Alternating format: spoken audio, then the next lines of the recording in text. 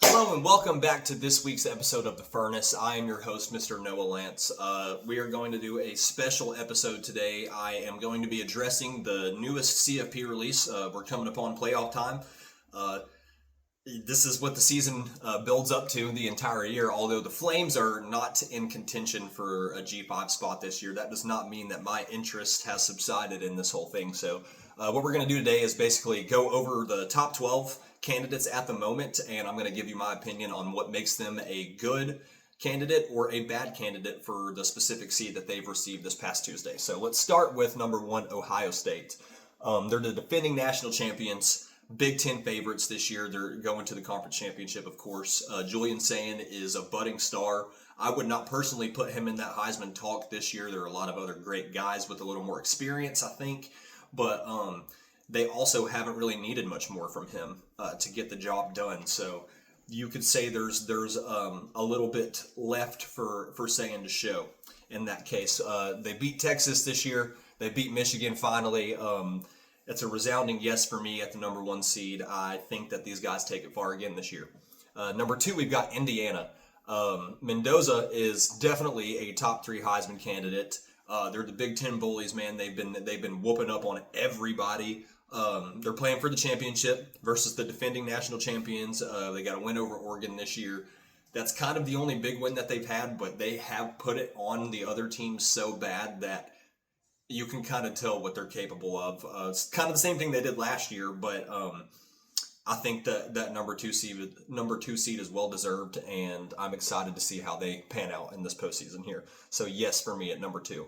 Number 3, we've got Georgia. They're playing for the SEC championship. Gunnar Stockton is definitely a Heisman candidate, maybe top 5. Most people may not agree with that, but go look at his stats and go look at the success that Georgia has had this year and the wins that they've had, and then come back and we'll talk.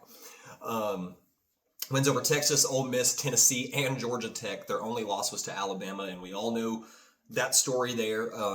Yes, I think Georgia is absolutely a 3 seed in this situation. They should not move. Interested to see that SEC championship, though, match up with Bama again. Let's see if they can split it. Number 4, we got Texas Tech. They smoked BYU this year, which is their only other runner-up, anybody close to them in the Big 12. Playing for the Big 12 championship, definitely the favorite in that as well. They've got large scoring margins in all of their wins for the most part. They did have a loss to Arizona State, which was unfortunate, but that's definitely a better team than most people give them credit for. They've got some great athletes, and it's kind of one of those teams like at any given moment they can turn it up and get real scary, but they just had some issues with the losses that they suffered last season. I think Texas Tech is definitely a lock at the 4 seed for me. Number 5, moving on, we got Oregon. Dante Moore is a Heisman candidate, probably top 3, definitely top 5. They've got a win over USC. The drawback with Oregon is they had a pretty weak schedule, and the only halfway decent team that they played, I say halfway decent, it's the number 2 ranked team, but they did play Indiana and they lost. So it's hard to justify them being at a 5 seed for me. So I think that they're absolutely a lock for the playoff, but they're not playing for their conference championship, and the only team that was good that they played, they lost to. So 5 seed, not so sure about that. Number 6, we got Ole Miss. They got 1 loss to Georgia. The offense can pretty much move at will. We've seen that, but they're not necessarily as scary as most people would think. Especially based off the eye test. They also had a relatively weak schedule, and a lot of their wins were within 1 score. So they're an interesting candidate for the 6th seed for me. I think absolutely they should be in this year, but maybe not at the 6th. So let's move on to number 7. We've got Texas A&M, kind of a similar situation here. They did beat Notre Dame, but it was only by 1 point where they let Notre Dame put up 40 on them in that. Again, they ran into scheduling issues for a second year in a row where everything looks perfect until the final week of the regular season, and their entire postseason fate is determined by a loss to Texas yet again.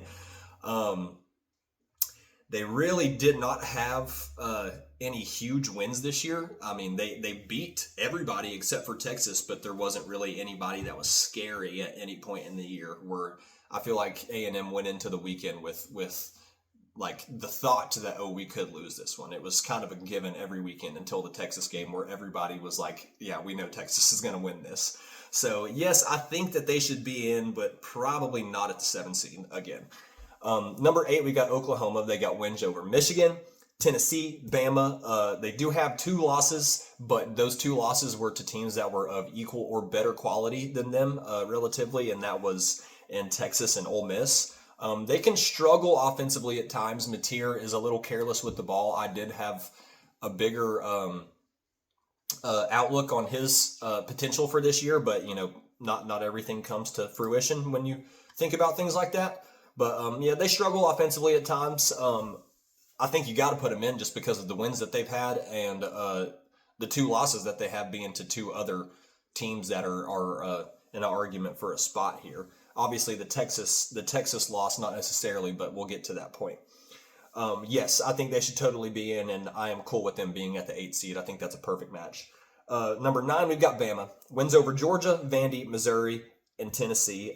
They did lose to Oklahoma by 2 points, and they had a bad loss to Florida State at the beginning of the year. Bama is definitely a much better team now than they were at the beginning. I think Ty Simpson, just coming in, obviously, and I guess you can make this argument against them because Sayan came in first game of the year and beat Texas, but I do think that Bama was just struggling to find an identity earlier on in this season. They're a completely different team now. I don't care what people have to say after this Auburn game this past weekend. That's the Iron Bowl, and if you've watched football for the last 20 years of your life, then you realize that those games are going to be close every single time. That does not determine the skill and the strength of Alabama's quality, okay? I'll just be honest with you. Yeah, I think the seating's appropriate at the 9 there for Bama. They definitely should be in, especially with the wins that they've had. So this is where things start getting interesting for me. Number 10, we've got Notre Dame. They beat USC and they beat Pitt, and they have had relatively large scoring margins in a lot of their wins.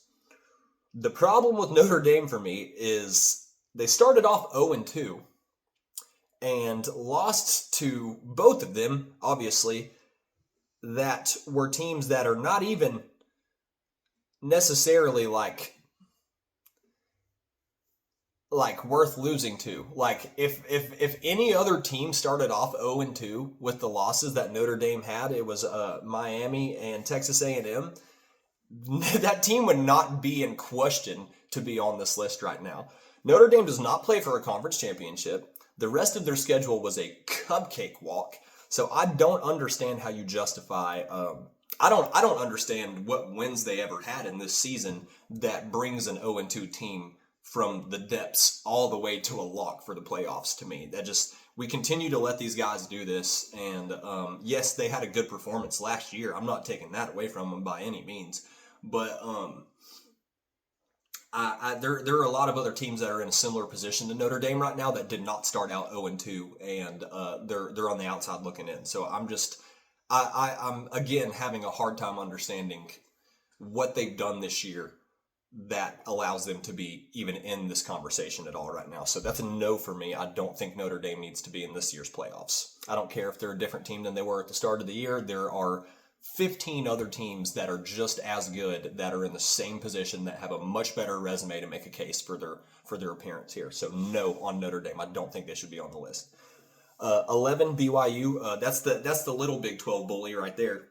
They got wins over Utah and Arizona. They had a tough loss to Texas Tech, and that's a great team. So I think BYU definitely should be here, and you could probably even bump them up a little bit and maybe exchange some of the seeding from the other teams I said did not belong necessarily. I do think it's kind of ridiculous to have a third Big Ten team placed in the top 5 whenever you've got the second best Big 12 team that's only a 1-loss team put all the way down at 11, but whatever.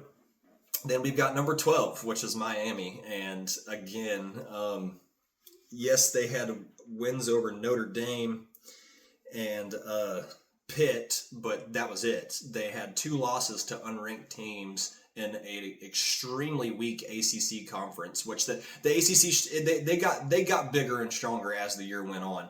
But I'm just not seeing anything from Miami in terms of their ability to which The Pitt game was a different story. They were dominant in that, and seeing how Georgia Tech performed against Pitt, it does make me think twice about Miami's ability, and I do believe that Carson Beck has the star power to turn up in the right moments, although the rest of the world thinks he crumbles. I guess y'all forgot about his season at Georgia before, or 2 seasons at Georgia before, and the fact that he got hurt, but, we'll just glaze right over that. I think that Miami is kind of on the edge here. We all know that the G5 school that wins is going to take this slot anyways, so I don't think it necessarily matters. But what I do think matters is Miami should totally be in here over Notre Dame. I know that their 2 losses were to unranked teams, but both SMU and Louisville were on the top 25 at multiple points during this season, and Notre Dame literally lost both of their games to ranked teams. So I don't understand. Besides USC, they did beat USC, but let's be real here. But I think if we're going to argue over who should be in terms of Miami and Notre Dame, I think it's no-brainer the team that beat the team that is somehow ranked above them. So, but yeah, we all know that Tulane or North Texas or JMU is going to take this slot. So it doesn't really matter necessarily, anyways. Now let's move on to the first 2 teams out that I believe should be replacing 2 of these teams on this list, and that is Vanderbilt and Texas. Texas has pretty much put on a show. Their only bad loss that you could credit them with this year would be the loss to Ohio State, because Ohio State isn't necessarily strong offensively, even though they're an undefeated team. But Texas has only lost to Ohio State and Georgia this year. And they beat Vandy. And Vandy's had all these other great wins as well, and they're in the strongest conference in college football in the SEC. How in the world are we justifying putting in an Oregon and a Notre Dame and a Miami over 2 teams that have much better resumes, clearly much better ability to go out there and play to their level of competition, and just deeper experience and coaching prowess overall? I just don't understand how in the world those 2 teams have been left out. And you can make the case for, there'd be too many SEC teams in. I don't care. If they're the best conference in football this year, and there's multiple teams that only have 2 losses that are being pushed out, and there's other teams that have 2 losses that are being argued in, where's the argument?